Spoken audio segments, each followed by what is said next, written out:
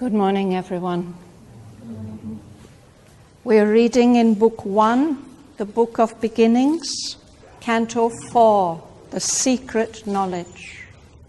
We mentioned last week and the previous that this canto is rather different from all the others in the book, because here there is no narrative.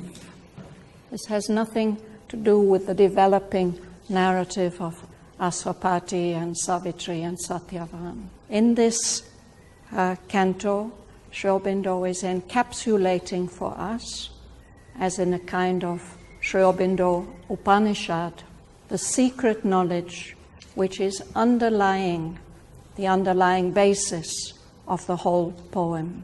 And it has several sections. We've already gone through this first section where he shows us that a death-bound littleness is not all we are, that within us there's a greater self lurking within us, to ourselves unseen. And then he has given us a powerful evocation of the earth consciousness and the history of the earth, the development of the earth consciousness, and showed us how it is being guided by immortal beings on immaterial planes towards a great fulfillment. And then he goes back in section 3 and looks again at the characteristics of this consciousness which is dominating the earth and our experience, which seems to be cut off from its origin and from its final destination. It's circling or standing in a wide interspace.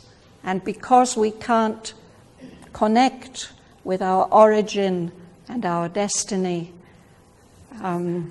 there's a great deal of imperfection and suffering here in this world. But he told us, in spite of everything, there is an outstretched hand is felt upon our lives.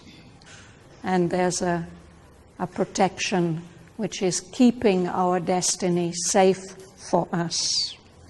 Then we read section 4, where he tells us that all here, where each thing seems its lonely self, are figures of the soul transcendent one.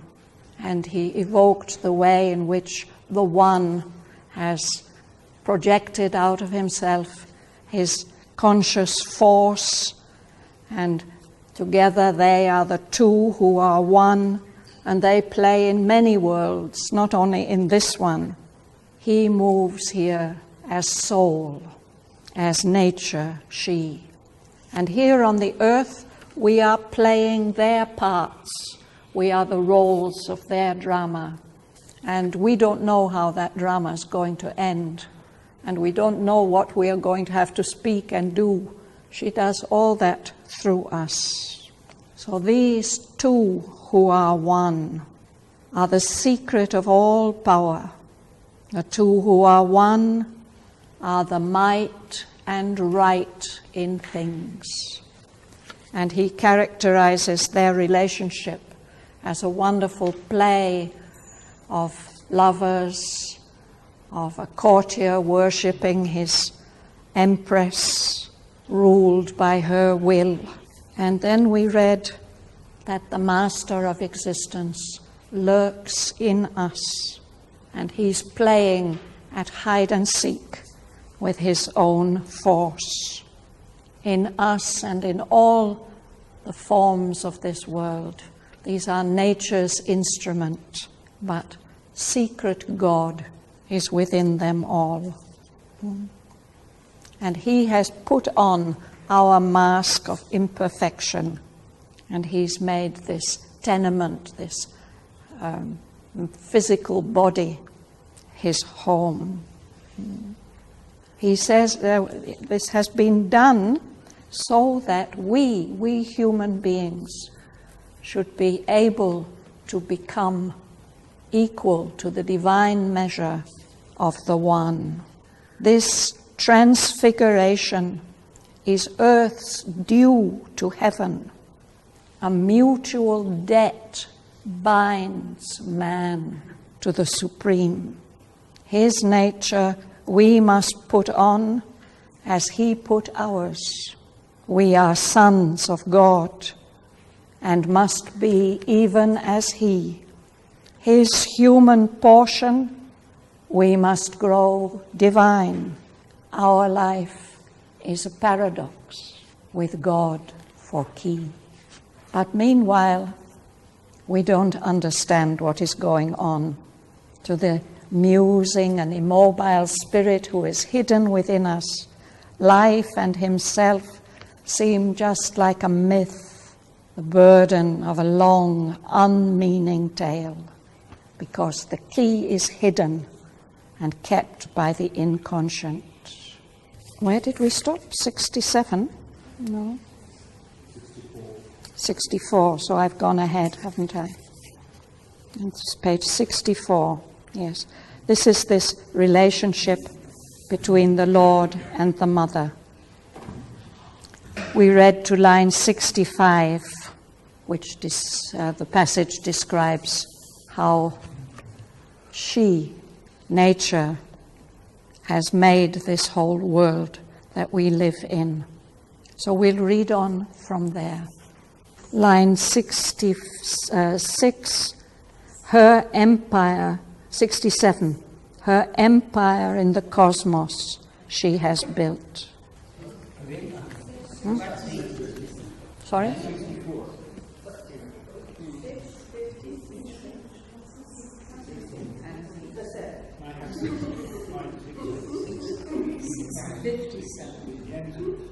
$57. Yes, you are right. Thank you, Paula. We read to line 56. Now we'll start on 657. Her empire. Right. Would you like to start? Her empire in the cosmos she has built. He is governed by her subtle and mighty laws. His consciousness is a babe upon her knees. His being a field of her vast experiment. Limitless space is the playground of his thoughts. She binds to knowledge of the shapes of time and the creative error of limiting mind, and chance that wears the rigid face of fate, and her sport of death and pain and nescience. His changed and struggling immortality. His soul is a subtle aroma in a mass, atom. His soul is a subtle atom in a mass. His substance, a material for her works. Let's pause there. Anybody has anything to ask or share about these lines which Lorraine just read? Shraddhavan, if I read, his consciousness is a babe upon her knees, it really reminds me of Maria and Jesus. Yes, yes. And the picture which Mother has asked Huta to make, it is just of the lap, the mother's lap with the babe. Yes. His consciousness is a babe on the lap of nature, Mother Nature, taking care, nourishing, helping the being to grow. This is about us, no? This is the soul in human beings. This is he. We are dependent on nature. She's providing with us with all this space to grow in. But at the same time, she's binding us, fixing us on the shapes of time. It's on these material shapes that come and go, that we use to develop our capacities of knowledge. But she also gives us the creative error of limiting mind. It's a way for us to grow, is this exploration. And even if we make mistakes because our minds are limited, we are growing like children in pre-creche or kindergarten. And the other thing that she provides us with is the play of chance, of the unexpected and unpredictable, even though that play of chance wears to us sometimes the rigid face of fate, as if it's something fixed and inevitable that can't be avoided. Her sport, her play, her game of death and pain and nescience. The immortality that is in us is experiencing all these limitations. As long as it's like that, our soul is just a tiny, subtle something, an atom in this mass of matter. Our substance, the substance of our bodies, is a material for her works. But because it's the Lord Himself who is within us, that's not the whole story. That's what it looks like. That's what we experience on the surface. Yeti, would you read? His spirit survives amid the death of things. He climbs to eternity through being's depths. He is carried by her from night to deathless light. His grand surrender is his free will's gift. His pure transcendent force submits to hers. In the mystery of her cosmic ignorance, in the insoluble riddle of her play, a creature made of perishable stuff, in the pattern she has set for him he moves. He thinks with her thoughts, with her trouble his bosom heaves. He seems the thing that she would have him see. He is whatever her artist will can make. Although she drives him on her fancy's roads, at play with him as with her child or slave, to freedom and the eternal's mastery, and immortality stand above the world, she moves her seeming puppet of an hour. Thank you. So there's two aspects, no? For a long time it seems as if the soul is just the plaything or the slave of nature. But he has accepted this. This grand surrender is his free will's gift. His pure transcendent force, which is beyond all manifestation and all limits, has willingly submitted to this force that acts in nature. And she's carrying him from the night of unconsciousness, of material inconsciousness. She's really carrying him towards the deathless light of the highest consciousness. She's created for this play, mystery of her cosmic ignorance, of the clouded consciousness, and she sets him in the midst of this insoluble riddle of her play. Here he is, here we are, creatures made of perishable stuff. So we move in the patterns that nature has set for us. And we think with her thoughts, and when she's disturbed, we are disturbed too. We put on whatever appearance she chooses for us. But he can be whatever her artist will can make, whatever she chooses. So although she's driving us, apparently according to her whim, on her fancy's roads, playing with us as with her child or slave, what she's doing really is driving us, moving us to freedom and to the mastery of the eternal and the infinite, to the state of immortality above the limitations of the world. Even though we seem to be her puppet and she's just playing with us, that's where she's moving us to. Yes, no. 9670. Yes. What do you mean by gaps? being's gaps. Yes. He climbs to eternity through being's gaps. Yeah, that's a mysterious line, isn't it? Not easy. Out of context again. Yeah. But he refers to that in the Bible. Yes, that's what I wonder if. Is Being is existence, no? Are there some gaps in existence? Of course, there's different levels of existence. There's the material existence and the subtle existence, yeah.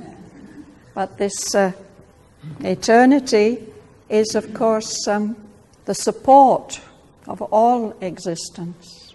I thought it might refer to gaps in the ego structure, ways in which we escape our own personality. Or the nature structure, yeah. Nature structure. Yeah. Yes, something like that. Quantum physics has recently found that there are gaps, Oh, good. which has a lot of information, although you can't see them. It's looking at the black hole. That's part of this acceptance that the universe is conscious. Is it like that? Yes, I suppose so. Yeah. Yes. Thank Or we mirror the consciousness of the universe. Yes, of course. Yeah. Thank you. Is he on debts of the... Sorry. Is he talking about the Divine Mother here, or Mother...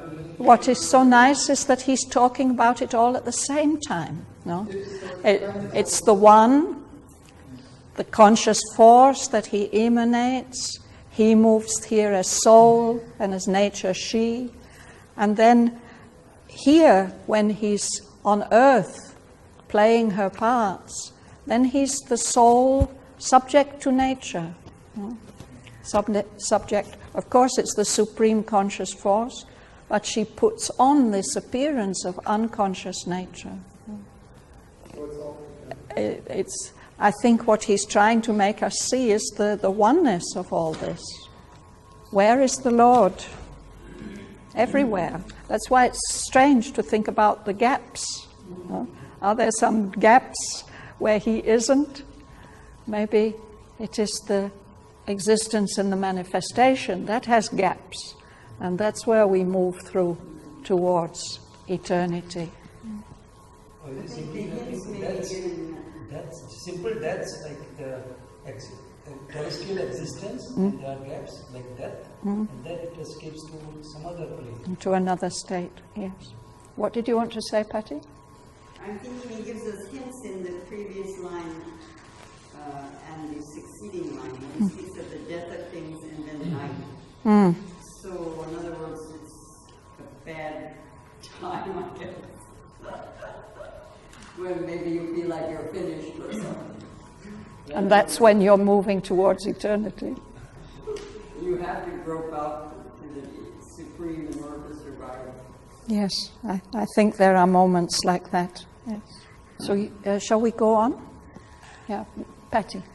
Even in his mortal session in body's house, an aimless traveler between birth and death, ephemeral, dreaming of immortality.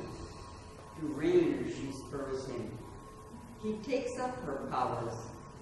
He has harnessed her to the yoke of her own law. His face of human thought puts on a crown, held in her leash, bound to her veiled caprice. Studies her ways, if so he may prevail even for an hour, and she work out his will. He makes of her his moment fashioned serf. To obey she feigns. She follows her creature's lead. For him she was made, lives only for his use. But conquering her, then is he most a slave. He is her dependent. All his needs are hers. Nothing without her he can. She rules him still. Thank you. It is nature herself who's driving us to increasing mastery of nature. His face of human thought puts on a crown. Human beings think they're the rulers of nature. And we study all the ways of nature, but basically the motive is to be able to control them, to use her powers. even if only for a moment, nature can do what we want her to do. And humanity has been quite successful with this. But Aurobindo says she's just pretending to obey us. She follows her creature's lead. And as we may do with a growing child, we may allow it to lead us. She pretends that, oh yes, I'm only made for you. I'm only here for your use. But conquering her, then is he most her slave. Will become totally dependent on her for everything. Nothing without her he can. She rules him still. John, you'd like to read? At last, he wakes to a memory of self. He sees within the face of deity. That breaks out through the human mold. Her highest heights she unmasks and is his mate. Till then, he is a plaything in her game. Her seeming regent, yet her fancy's toy. A living robot moved by her energy springs. He acts as in the movements of a dream, an automaton stepping in the grooves of fate. He stumbles on, driven by a whip of force. His thought labors, a bullock in time's fields.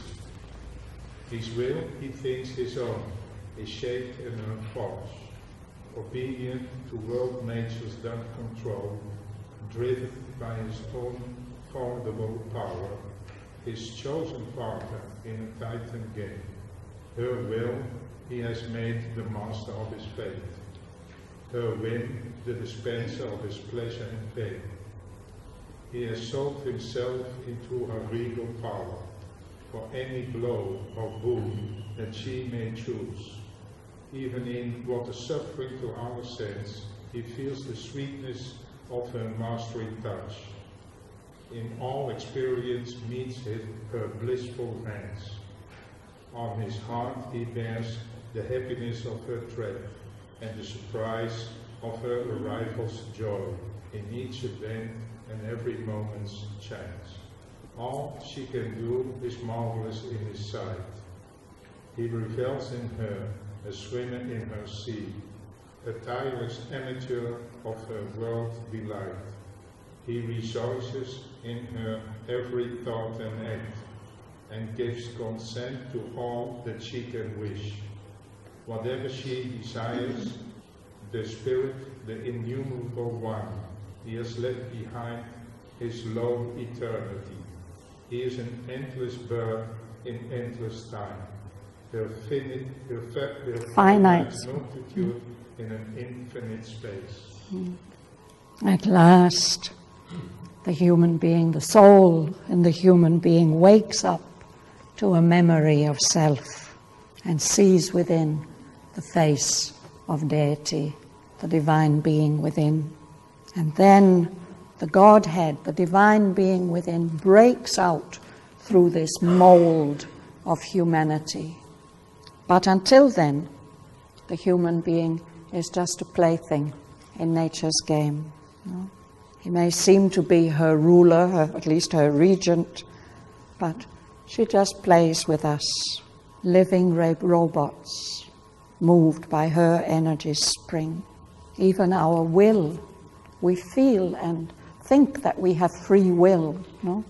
But he says this will that we think is our own is shaped in her forge. She has made it, wrought it like wrought iron. That's the human creature. But then he shifts a little bit, as Larry pointed out. The next lines are really about the life of the soul within us.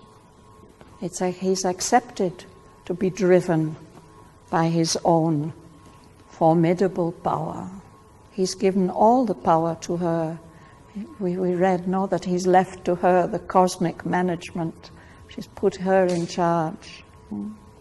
She's his chosen partner in this Titan game. So whatever she wills for him, she will do it. He has sold himself into her regal power for any blow or boon that she may choose, whatever she wants to do to him. But this is the soul. So even in what is suffering to our sense, in our outer being, he feels the sweetness of her mastering touch. In all experience meets her blissful hands. That's not what we experience on the surface, but our inner being is feeling all these wonderful touches of nature and growing through them. He just adores her. All she can do is marvelous in his sight. He revels in her, a swimmer in her sea, as if he's just swimming in the ocean of nature, enjoying every moment of it. A tireless amateur of her world's delight. Here the word is used in its original sense of a lover, one who loves and enjoys. An amateur tennis player is a person who plays for fun, not for money. It's not his profession. Similarly with an amateur actor. So, but he does it because he loves it. Yes, it comes from the word amour. So he rejoices in her every thought and act and gives consent to all that she can wish. Whatever she desires, he wills to be. And he can do this because he is the Spirit, the innumerable one, the one who has become all this. He's left behind his lone eternity when there was only one. No? Now he's become an endless birth in endless time. He's become her finite's multitude, this multitude of finite beings in the finite universe. But it's all take place in infinite space. Yeah. I'm wondering, even in 40s, the robots were there? Like he keeps on referring to even... To robots. Yes. Or such I think in the 30s they were there. It's a Czech word, and I think it was invented by some Czech. I think the word was invented by a Czech inventor.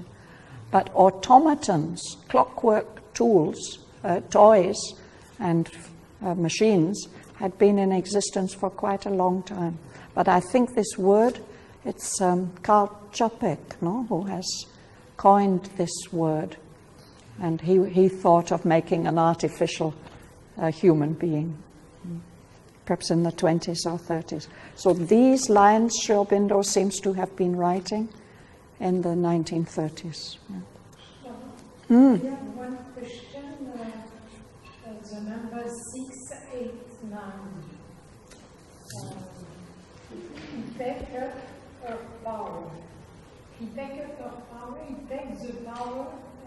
The powers of nature, like electricity or steam, or all these powers that she uses, eventually atomic power, fission and fusion. Human beings have learned to use these powers of nature. Perhaps the first one that they learned to use was fire and water for running machines. And he's using them for his own purposes.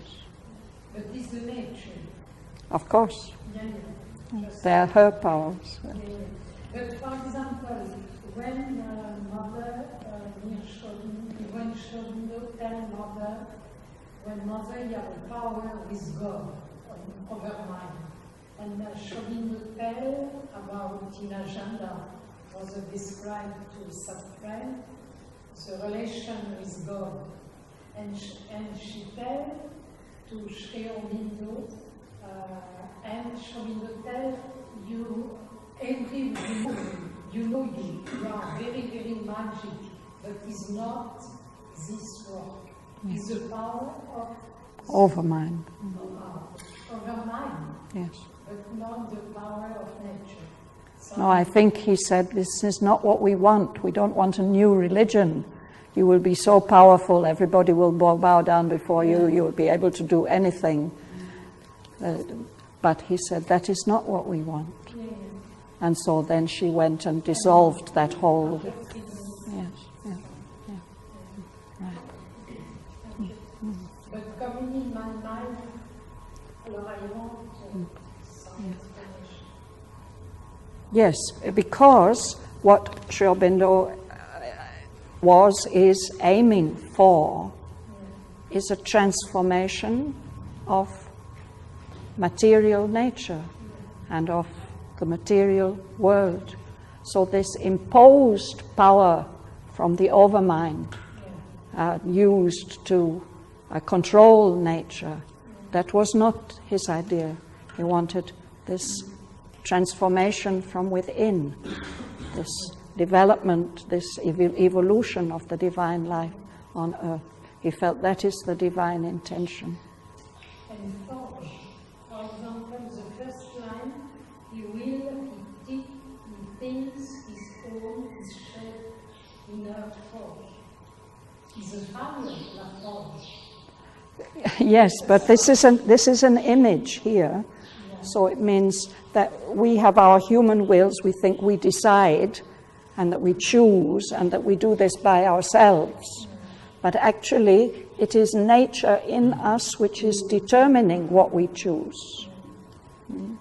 It's shaped on her forge. She does it. Though it's not entirely free. Yeah. What is free in us is this will of the Spirit, no? And that surrenders to nature. He is surrendering to nature. But when he chooses to assert himself, she has to obey him. But for the play and for the manifestation, he's agreed to follow her rules, her way of doing things. But I discussed about this passage with Thierry. He gave me relatively same explanation. I think we read this next section, no? We can go on. Karen. The master of existence lurks in us and plays a hide and seek with his own force. In nature's instrument loiters secret goals. The immanent lives in man as in his house. He has made the universe his pastime field, a vast gymnasium of his works of might. All-knowing accepts our darkened state, divine, where shapes of an animal or a man, eternal, he ascends to fate and time, immortal, dallies with mortality. The all-conscious ventured into ignorance, the all-blissful bore to be insensible. Incarnate in a world of strife and pain, he puts on joy and sorrow like a robe, and drinks experience like a strengthening wine.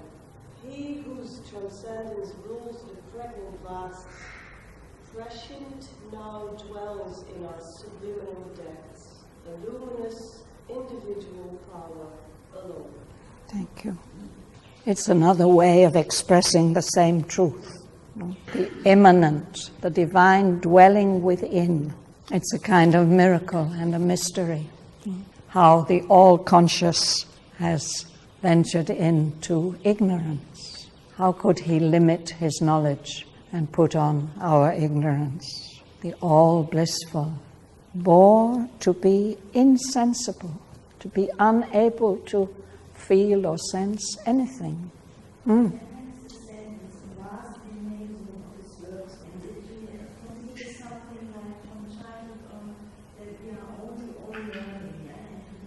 Yes.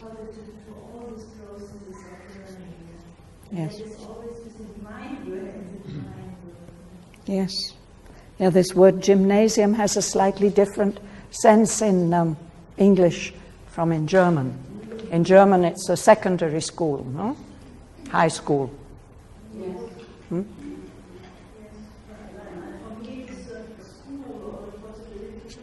Hmm. No, it's So in English, it means a place where you do gymnastics. It's physical learning. But anyway, both those meanings are there. no, but No? originally it's a sports school. In ancient Greece, the gymnasium was where they went and they did their physical exercises. But also, that's where the young people met their mentors. And the mentors passed on the knowledge Healthy body, in a healthy body, yes. So both those sides were there to it. And perhaps in later European development, in most of Europe, it has been the mind part. But in England and the US, a gymnasium is where you do gymnastics, learn gymnastics and practice gymnastics. Anyway, they're both important. They're both his works of might, and the universe is where he practices them. This is the soul. He puts on joy and sorrow like a robe and drinks experience, all experience, like a strengthening wine. He whose transcendence rules the pregnant vasts, those vasts that can give birth to universes, no? Beyond manifestation. He's now dwelling in our depths, our subliminal depths, below the threshold of our consciousness. Prescient. He's looking forward and seeing what will develop in the future, in us and in the universe. In us, he dwells as a luminous, individual power alone. In the Life Divine, Aurobindo tells us about these three modes of expression of the divine: as the transcendent, beyond all limitation, bound by nothing; as the universal, embodying the whole cosmos; and as the individual. And all these three are needed for the completeness of things. All have their role to play in the completeness of things. For transcendent, cosmic, or universal and individual. Jerry. The Absolute, the Perfect, the Alone, has called out of the silence his mute force, where she lay in the featureless and formless hush, guarding from time her immobile sleep, the ineffable puissance of his solitude, the Absolute, the Perfect, the Alone, has entered with his silence into space. He has fashioned these countless persons of oneself. He has built a million figures of his power. He lives in all who live in his vast alone. Space is himself, and time is only he, the Absolute, the Perfect, the Immune, one who is in us as our secret self. The mask of imperfection has assumed. He has made his tenement of flesh his own, his image in the human measure cast, that to his divine measure we might rise. Then in the figure of divinity, the Maker shall recast us and impose a plan of Godhead in a mortal's mold, lifting our finite minds to his infinite, touching the moment with eternity. This transfiguration is Earth's due to heaven. A mutual depth binds man to the Supreme. His nature we must put on as he puts ours. We are sons of God and must be even as he. His human portion we must grow divine. Our life is a paradise with God our King. Thank you. He's called out of his silence, his own force, silent force. As long as she was asleep, she was protecting him from time. She was protecting his solitude, his power. But when he woke her up, then he has entered into space. And he shaped all these different figures, all figures of oneself. He lives in all, who lived in his vast alone. The one has become many. Space is himself, and time is only he. I have enormous difficulty to place he lives and lived. There's a difference in Ah. But who lived now. He. Yes, now it's clear, no? When she's still asleep. Yes. Okay. Then he lived in his past. Yes. Because I was wondering why it's Before he was alone. Actually, of course, this is only a figure of speech. That this is moving from one state to another. Or the one experiences another state as well. It's not that when he becomes the many, he ceases to be the one. It's not like that. And then he's not alone anymore, but he's still immune, the absolute, the perfect, the immune. He's in us as our secret self. But he's put on this mask of imperfection. He's made this tenement of flesh, this body, his own. It's a Christian idea that man is an image of God, no? So he says now he's cast his own image into this human proportions, no? So that we might be able to rise to his divine measures, his proportions. We don't have to stay limited human beings forever. He's in us, and we can grow into his divine state. Then, when we do that, the Maker who has made us small will make us great. He'll recast us. If you have a small bronze statue, you can melt it and remake it into something else. He shall recast us and impose a plan of Godhead, of divinity, on this mortal mold. A mold is what you pour something into. And I think in Life Divine, Aurobindo has said that matter is a mold for the growth of spirit. We can keep on making the mold bigger and bigger. Our depth goal is to become God, and the depth He has to us. Well, look, he's brought us into this imperfect world and given us all this trouble and suffering. It's his responsibility to get us out of all this again.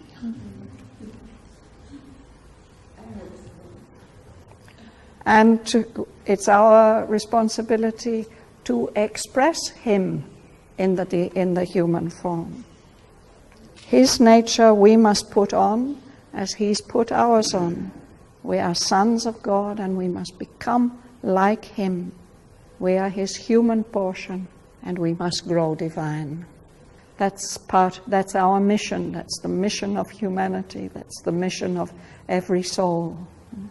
But our life is a paradox because of these contradictory elements. We have these limiting, material, imperfect elements, and at the same time we're containing much, much higher possibilities that it's difficult for us even to believe in.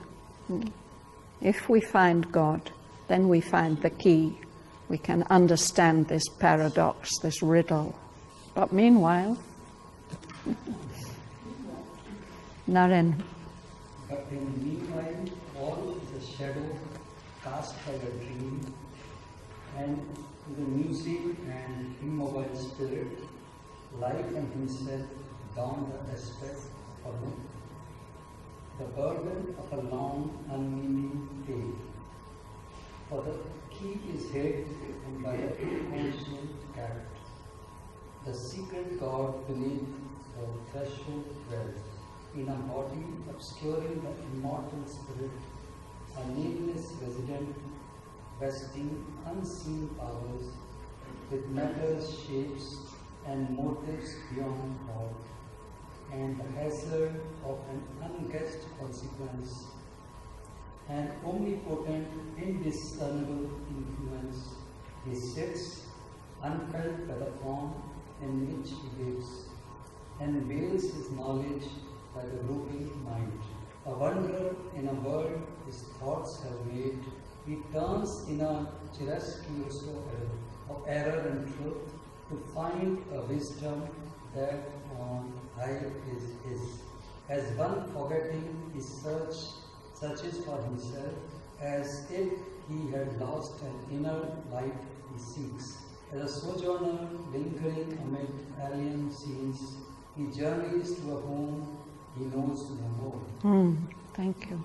How do we pronounce this word, Tuan? Chiaroscuro. It means light and dark, and it's a technique in painting of making a contrast between highlights and darker areas. Caravaggio is the specialist. Titian also, but Titian. Caravaggio is the master. So, in this world we're... Wasn't this the gift of Renaissance art? Yeah, that's what he's saying. Titian and Caravaggio.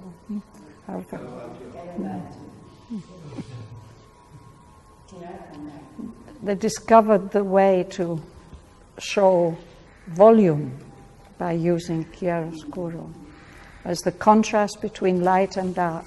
So in this world, there's error and truth that we turn in to find a wisdom that on high is already ours. It's He, it's the Lord Himself. As one forgetting, He searches for Himself. This is one of the most unforgettable lines of Savitri. The Lord in us has forgotten Himself, and we are searching because He is searching. And here the soul is like a sojourner, temporary, a person on a journey. Amid scenes that are strange to him, he's journeying. Where is he going? Where will he land up? To this home that he's forgotten about. He doesn't remember it anymore. We don't remember it anymore. Sudanya. His own self-school, he sits, who is the book. He is the player, who became the play. He is the thinker, who became the thought. He is the man, who was the silent one, in the symbol figures of the cosmic force, and in our living and inanimate silence, and in the complex treasury of events. He explored the ceaseless reverie of himself, till the thousand-fold enigma has been solved, in the single life of an all-witnessing soul. Thank you. There's a story here in Tamil Nadu about how Lord Rama had somehow to get from India to Lanka to rescue his wife Sita, who'd been abducted. And he got the help of a lot of animals from the forest, the monkeys and the bears. And he also got the blessings of the Lord of Ocean, that if anybody puts a stone on my surface in your name, then it will float. So they set out to build this bridge. They say there are still traces of it, can be seen from satellite.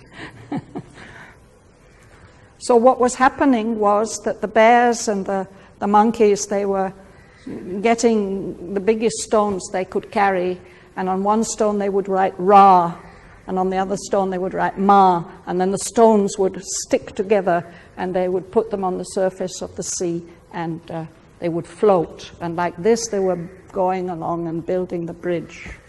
And Lord Rama was sitting on a hillside where they could see him and giving his blessings.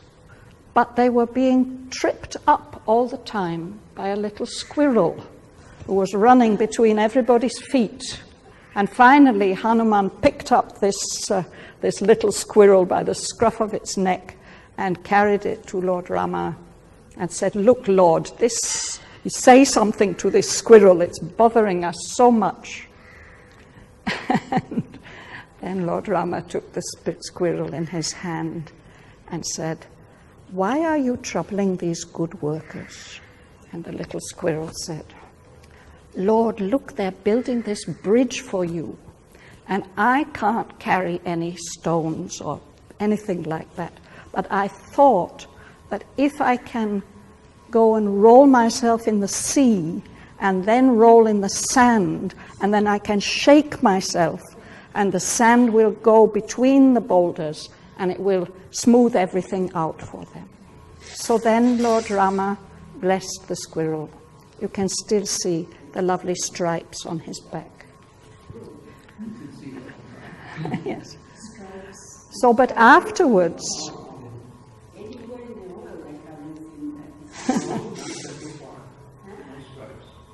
but after that, Lord Rama said, "Look, those people are doing all this work because they have faith in me and in the power of my name. And what will happen if I myself take a stone and put it? Will it float?" And he didn't want to try it out where everybody could see. So he kind of quietly withdrew over a hill around the bay, and he took not a big rock, just a medium-sized pebble, and he put it, and of course it sank. But Hanuman had been watching, and Hanuman knows the Lord better than anyone else. No. And Hanuman said to him, "Lord, you are the Lord of heaven and earth and beyond and all the worlds. If you let go of something, even a feather will sink." Isn't that a beautiful story? That's what I mean. If you let go of something, if you stop supporting anything, naturally it will sink, even if it's only a feather or a petal, it will sink. I love this story. And I remembered it reading these lines. So let's hear Mother reading some of these lines.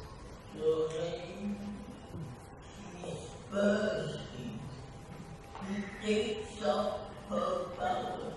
He has harnessed her to the yoke of her own law. His face of human soul is on the come. To obey, she faith. He follows her creature's lead. For him, he was made.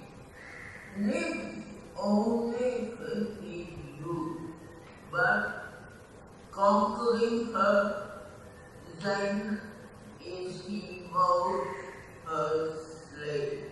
Yet her dependent, all his needs are hers. Nothing without her he can. She owes him still. At last he wakes to a memory of self. He sees within the face of Deity. The Godhead breaks out through the human mold.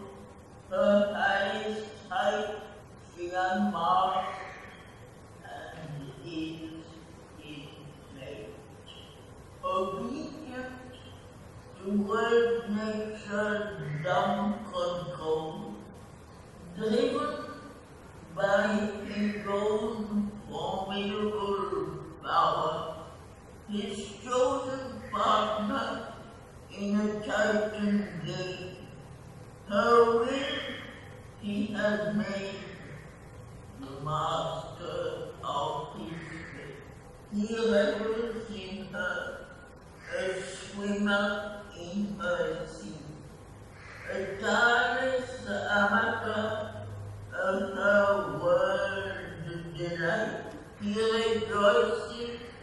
in her heavenly thought and act, and gives consent to all that she can be. The Master of existence lurks in us and plays at hide and seek with his own thought.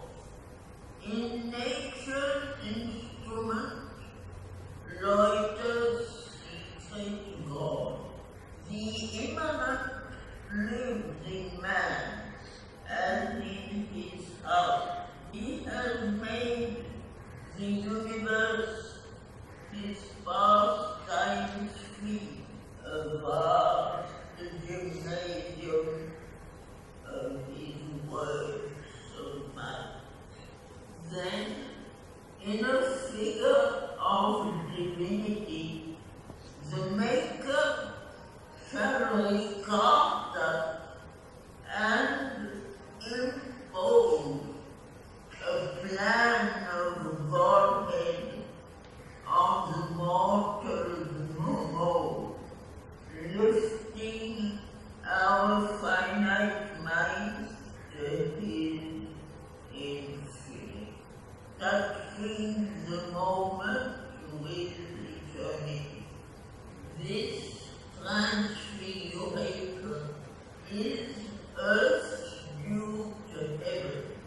A neutral death binds man to the supreme. In nature, we must put on as he put out. We are sons of God and must be even as he. His human portion, we must grow divine. Our life is a paradox with God's city. For the key is hidden, and by